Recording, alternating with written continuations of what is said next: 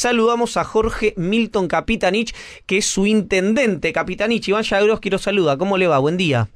¿Qué tal? Buen día, Iván. ¿Cómo te va? Un gran gusto saludarte. Igualmente, Capitanich. En principio se ha visto en las primeras elecciones un triunfo contundente del peronismo a nivel provincial, valga la redundancia, en su provincia. Primero, ¿por qué? Y segundo, si cree que eso se va a extrapolar, no sé si a nivel nacional, pero sí en la madre de todas las batallas, que es la provincia de Buenos Aires.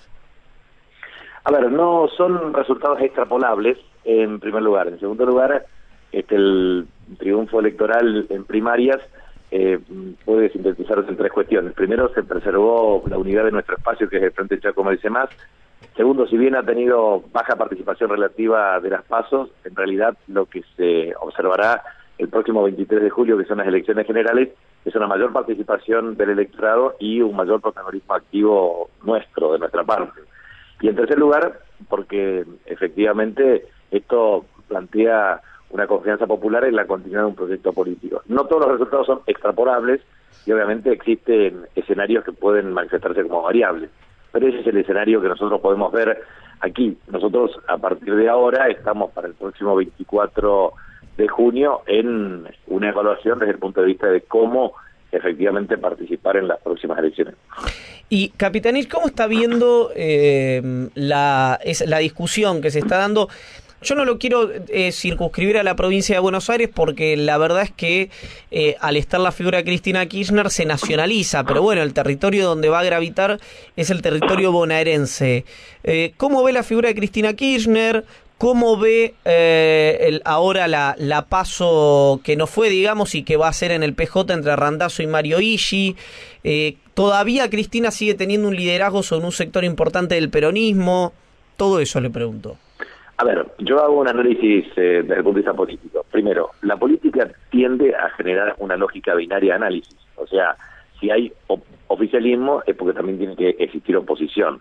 Y en consecuencia, el oficialismo pretende la continuidad y la oposición pretende el cambio. Esas son categorías políticas muy prácticas. Entonces, frente al escenario electoral 2017, lo que podemos visualizar son, desde el lado del oficialismo, obviamente la estrategia lógica, que es, primero, fidelizar los votos propios. Segundo, vertebrar una estructura nacional que hoy no la tiene.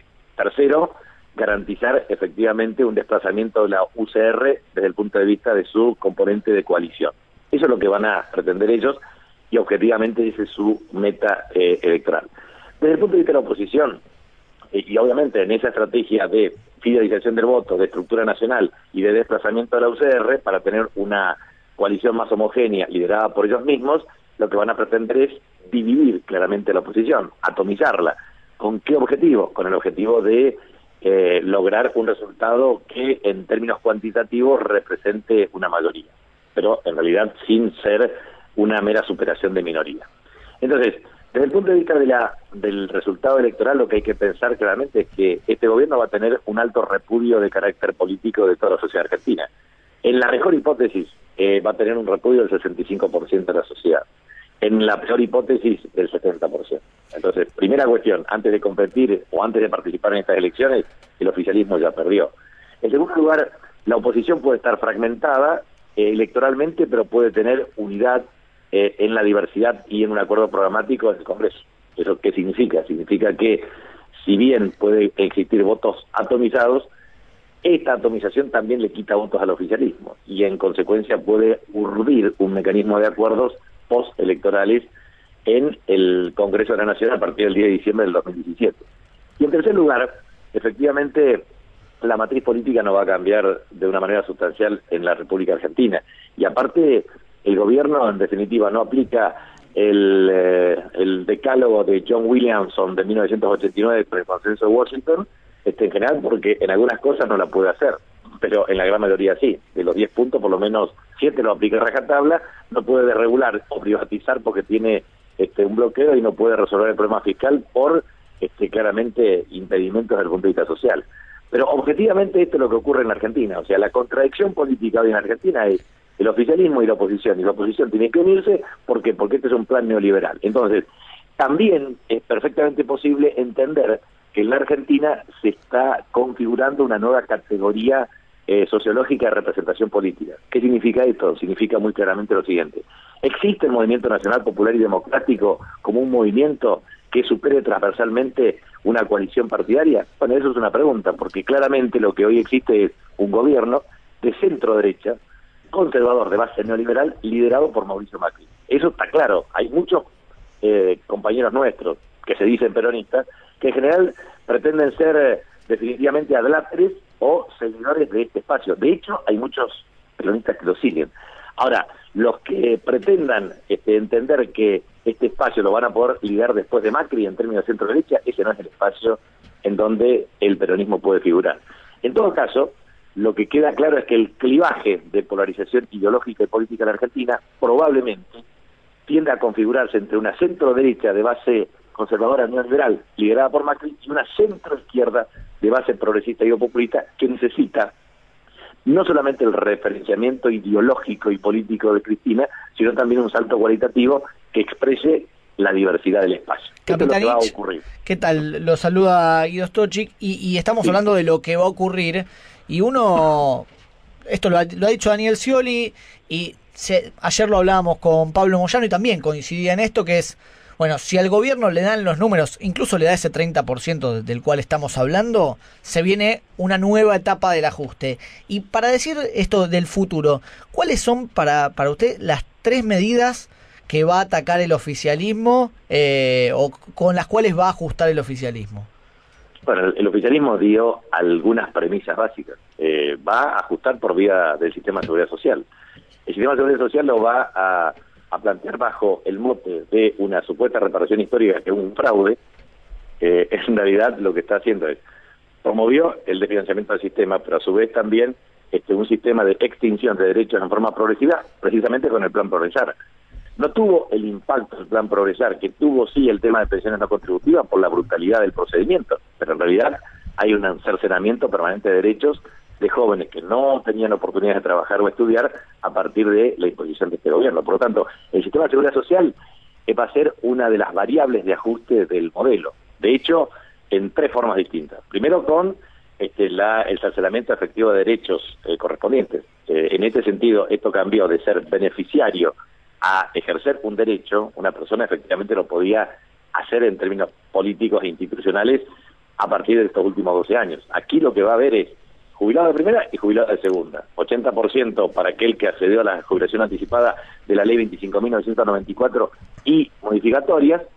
Eso va a implicar un primer ajuste. Un segundo ajuste es porque, como hay reducción de empleo y obviamente reducción de la tasa de salario, dentro del factor de ajuste de la movilidad jubilatoria, lo que vamos a observar es que el haber jubilatorio mínimo también va a generar un proceso de ajuste inferior al de la propia inflación, por lo tanto va a haber licuación del ajuste. Entonces, ahí vamos a ver un segundo elemento. Y un tercer elemento, claramente, aparte del sistema de seguridad social, todo lo que signifiquen cuestiones que tienen que ver con obras públicas para el interior de la provincia y un mecanismo de concentración más aguda de la riqueza, mayor profundización de la desigualdad, obviamente destrucción del aparato productivo e industrial, y eso se va a agudizar notoriamente en términos de disciplinamiento político y social progresivamente. Capitanich, ¿cómo está? Lo saludo Facundo Ale. Sí, ¿qué tal? Sabe que ayer hablábamos con Héctor Recalde y él dejaba abierta la posibilidad de cara a lo que se va a resolver el sábado que viene respecto a la lista de a las candidaturas, la posibilidad de que haya novedades respecto al randacismo y hoy el Frente Cristinista, este Frente de Unidad Ciudadana. ¿Usted todavía tiene expectativa de que pueda llegar a haber algún cambio, de que se puedan sumar, por ejemplo, al Frente de Unidad? Es posible, todo es posible hasta el próximo 24 de junio, hasta las 0 horas, todo es posible. O sea, a ver, ¿cómo quedan las expresiones políticas hoy y cuál es el análisis que es necesario hacer, digamos? También me parece que no es menos cierto que frente a toda la estrategia posible de unidad y de consenso, que un sector se manifieste renuente a construirlo. Esa es una cuestión que por lo menos llama la atención.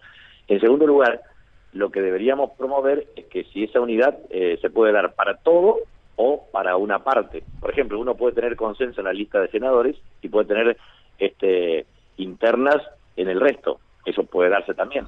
O puede ocurrir también que uno promueva un esquema de afianzamiento de base territorial para los intendentes que lideran sus respectivos distritos. Y en ese contexto uno puede garantizar que en esos espacios se promueva una lista de unidad en concejales, porque esa renovación de carácter parcial puede afectar la gobernabilidad futura en los próximos 2 años a los intendentes. Esto también se puede configurar.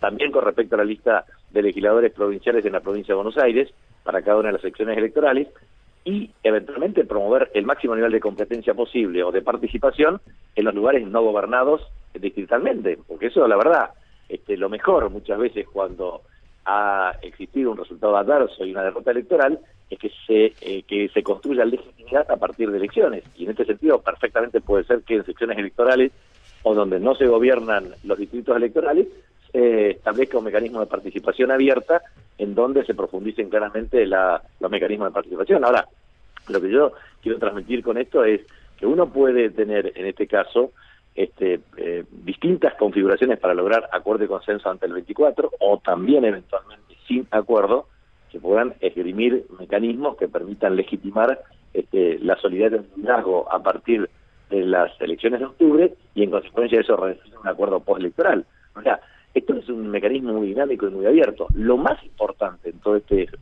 espectro, en todo este modelo de discusión, es entender claramente que nosotros tenemos que lograr aglutinar la voluntad de construir un polo opositor homogéneo en contra del neoliberalismo.